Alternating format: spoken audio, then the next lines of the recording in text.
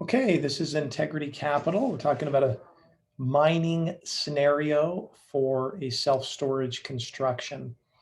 So we're always going to start off with the ask, and remember we start with the leverage. So if we're doing a conventional loan, or they say, hey, we want 65, 70% loan to cost, then that's typically where you're going to start with respect to the leverage.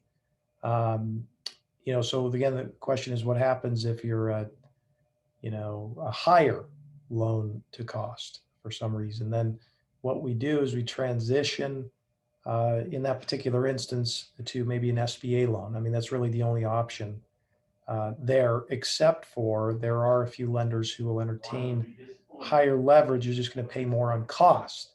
So just expect that that's going to happen when you're dealing with a higher leverage. You're either going to do SBA if it's eligible, or you're going to be going to a higher loan to cost, which is just more expensive if it's not SBA.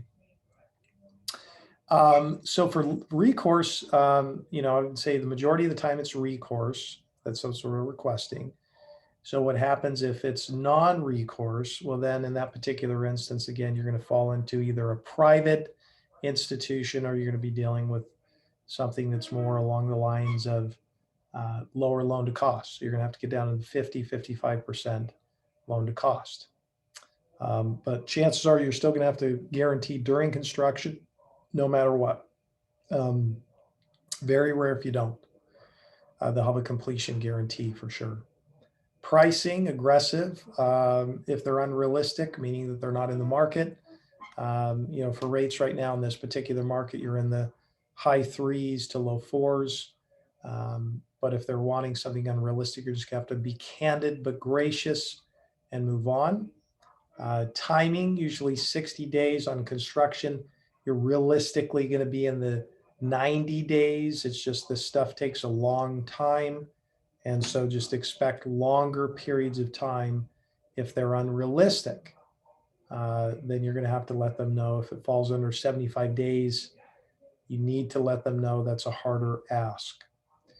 Location, generally want a major metropolitan area. What happens if it's a smaller market? Again, if it's SBA, that's okay. If it's a conventional, it can be harder because there's not much of a market for that, or at least there's less of a market. And so that could make it more difficult, and you could lose some particular lenders for that. Square footage, you want to know square footage, the land size, unit and unit mix. So that'll be important to understand about the self-storage facility.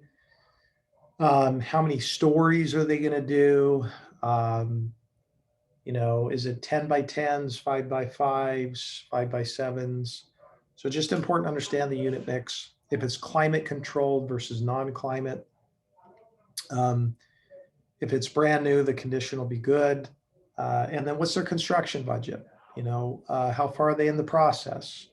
Have they put a pro forma together, projections month by month?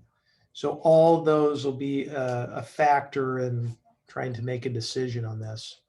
Now we're talking about client reality. So experience. If you need to have experience for construction for self-storage, period. If you don't, the deal will not get done. So if you don't partner with somebody in this way, then the deal isn't going to happen, period. So if someone doesn't have experience, the only offsetting factor is if they got a ton of money, ton of cash, millions and millions of dollars, or they partner with somebody who does have experience. So that's really important to know. There's no way around it. So just, stick with that.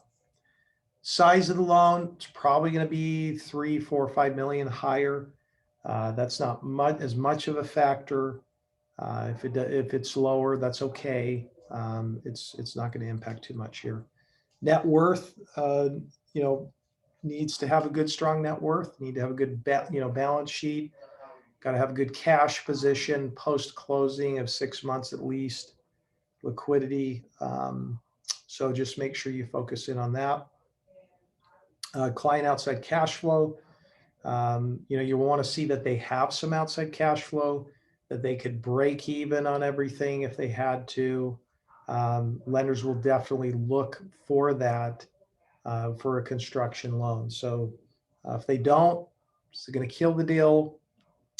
It's possible if the other factors are off kilter. Business cash flow obviously is projection based. So we just need to know, when are they going to break even? 2 years, 3 years. You just need to see the projections for that. Ownership has multiple partners, more than likely. You'll need to make sure you talk to all the partners. But if you're doing an SBA loan, it's just important to notate that if they have anybody that is below 19%, it really has to be 15% ownership or lower in order for that person not to personally guarantee the loan. That's a really big issue. It's a hot topic. Just make sure that that person has 15% or lower, or else they're going to have to sign personal guarantees. Equity, where are they coming up with the cash? You got to know where the cash is. Have to have a clear pathway for that. If they don't, it's a deal killer. They need to see that there's cash position. So what do you do with this? I'd really say there's probably three things. Bank, 65% loan to cost, maybe 70. A lot of experience, that's a way to go. SBA, higher leverage, 85% loan to cost. And then private, which we have some groups will go up to 80, 85, sometimes 90% loan to cost, but you'll pay 10%. So those are just some, a little summary for, mining scenarios for self-storage.